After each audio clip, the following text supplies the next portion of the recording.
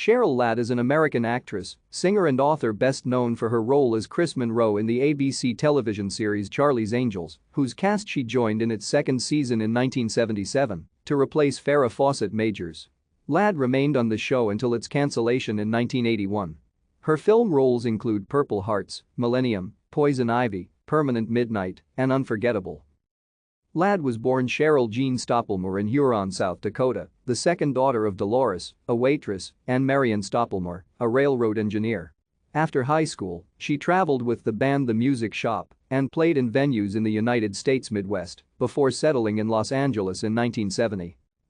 Ladd originally came to Hollywood to begin a career in music. However, she soon began to land non-singing roles in commercials and episodic television, including guest appearances on shows such as On the Rookies, The Partridge Family, Policewoman, The Muppet Show, Search and Happy Days.